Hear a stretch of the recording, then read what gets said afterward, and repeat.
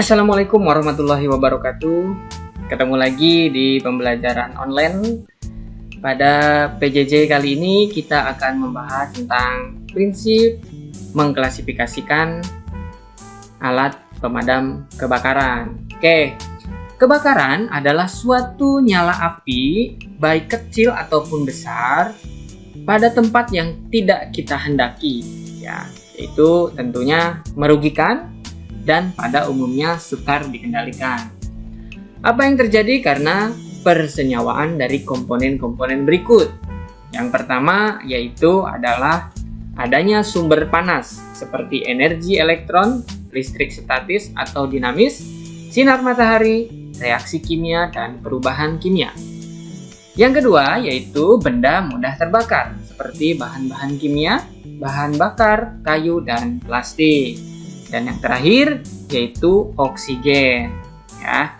Seperti halnya proses pembakaran terjadi apabila ada sumber panas, bahan yang dibakar, dan oksigen. Itu akan menghasilkan proses pembakaran. Dan pada proses terjadinya kebakaran pun tentunya ada 3 sumber komponen persenyawaan dari komponen seperti yang tadi dijelaskan.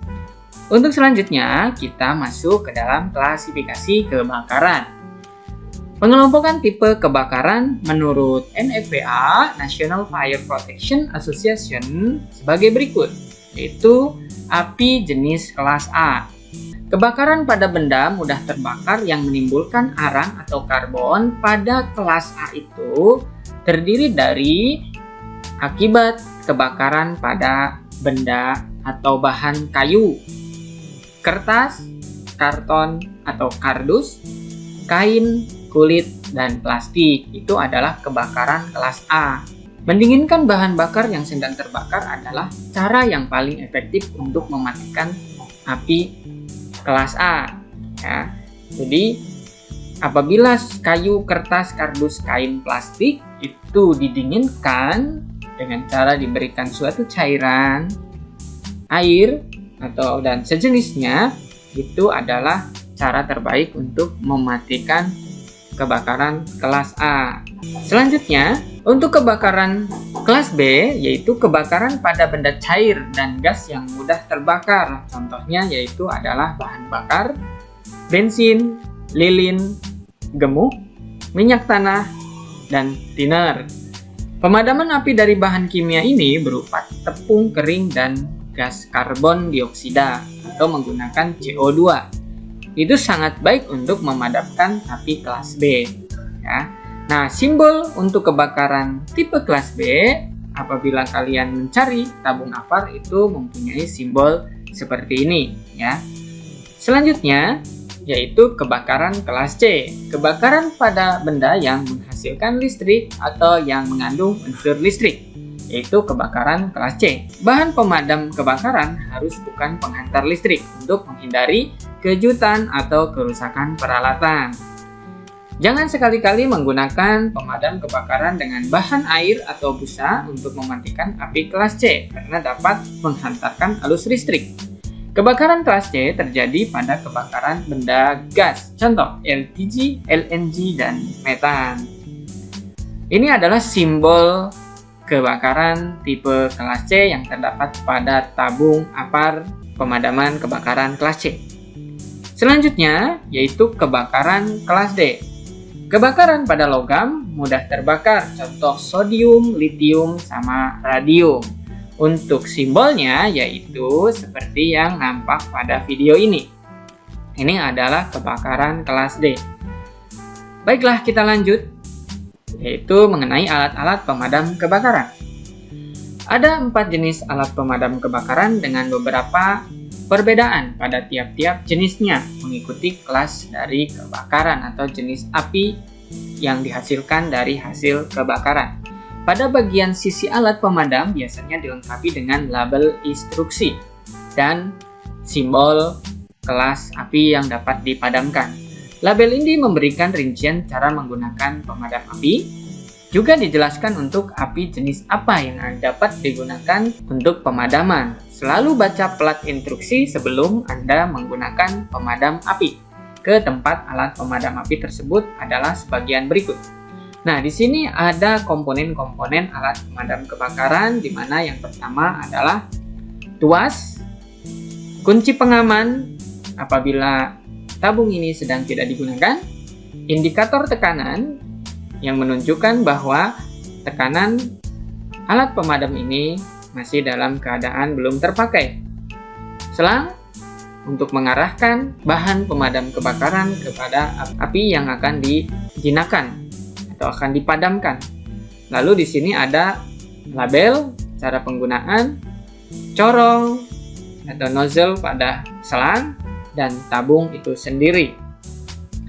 Selanjutnya adalah pemadaman kebakaran yang berisi air.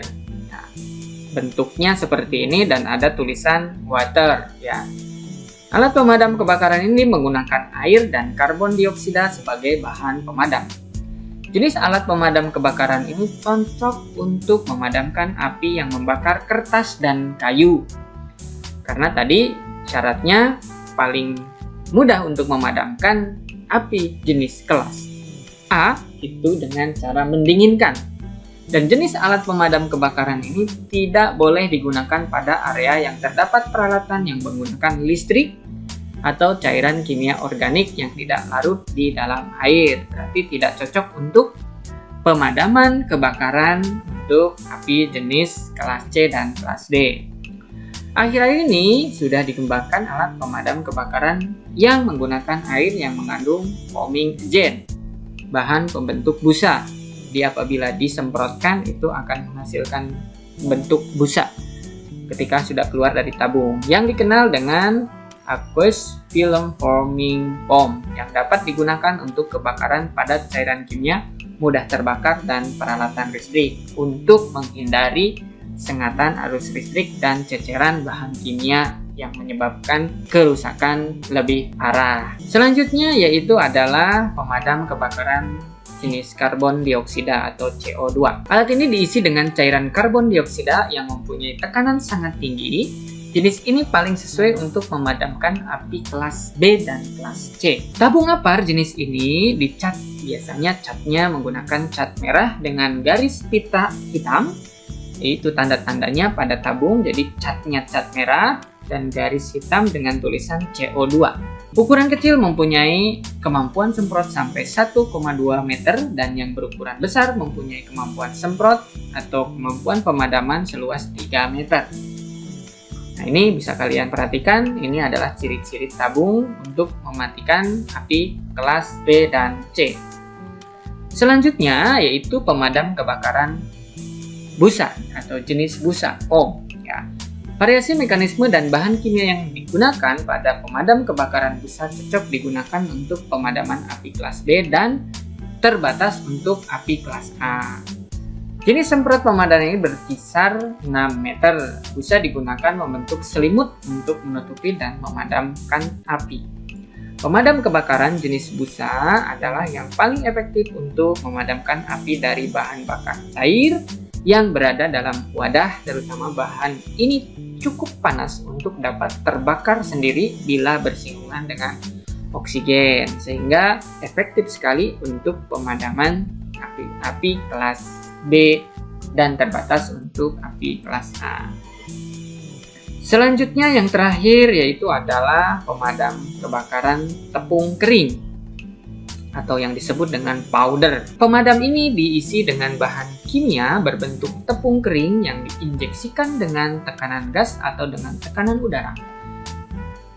Jenis ini sesuai untuk memadamkan api kelas B dan kelas C. Tabung pemadam ini dicat warna merah dengan lingkaran putih. Alat ini mempunyai nozzle berbentuk kipas.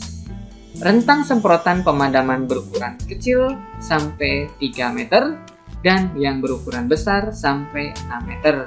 Pemadam kebakaran jenis tepung kering mempunyai reaksi pemadaman yang sangat cepat karena dapat menutupi bagian seluruh permukaan benda yang terbakar.